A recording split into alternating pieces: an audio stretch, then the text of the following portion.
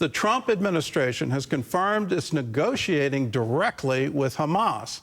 And at the same time, President Trump issued a new ultimatum to the terror group: release all the hostages or it is over for you.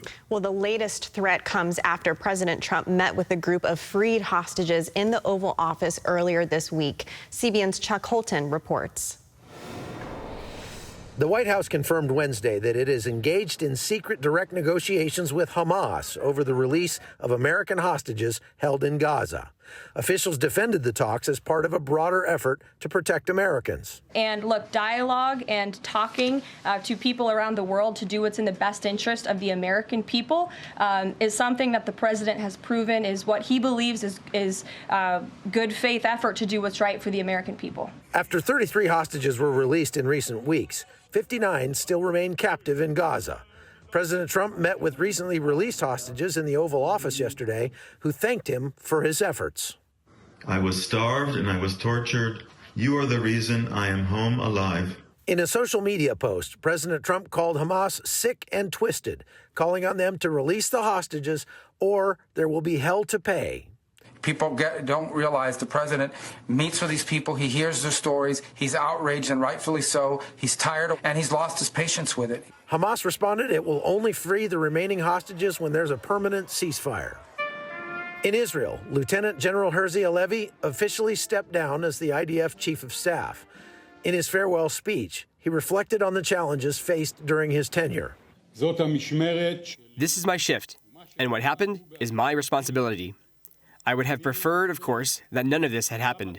Lieutenant General Eyal Zamir is taking over, promising to bring victory to Israel and ensure the nation's security. We will not forgive or forget. We will pursue our enemies and overtake them. Meanwhile, in a strong message to the United Nations, a Syrian activist called out regional governments that support terrorism while condemning Israel. And I want to testify before God and you, Israel is not the problem. I ask Qatar, why did you finance terror? Iran, why do you send billions to Hamas and Hezbollah instead of liberating your own people who are suffering oppression and poverty? Egypt, Jordan, Lebanon, Syria, be a better Arab, be a better Muslim. The U.S. is redesignating the Iran-backed Houthi rebels as a foreign terrorist organization. They face new U.S. sanctions aimed at cutting off funding and weapons. From Jerusalem, I'm Chuck Holton for CBN News. In my time off, I spent a lot of time in the book of Deuteronomy, and in particular in chapter 32, it's the prayer, the Song of Moses. In there's the verses that we quote: vengeance is mine, saith the Lord. But in that, I will avenge your blood. He is watching over Israel. Israel is the apple of his eye. And when these nations gang up against her and fund these terrorist attacks that seem to never end, and the ideology of hatred that seems to never end, they never want to have peace with Israel.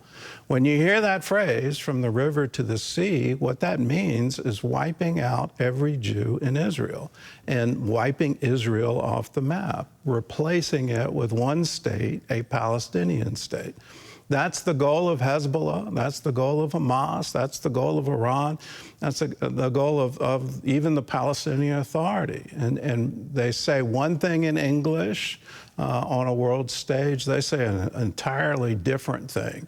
We had a wonderful report. It was, I call it wonderful because it's eye-opening, but at the same time, it's horrific. In their mosques, they're asking Allah to number the Jews so that they could be wiped out. That's what their prayer is. So it's about time the Western world, the so-called free world, wakes up to this and says, not on our watch. We vowed after the Holocaust, never again. And here, right in our own generation, in our own time, we're seeing an attempt at a Holocaust again, to wipe Israel off the map. We need to stand with Israel. I'm very proud of the administration for being very, very strong on this. But until Hamas gives up all arms, gives up authority over Gaza, and releases all the hostages, we need to keep whatever pressure we can bring, we need to bring it and bring it with force.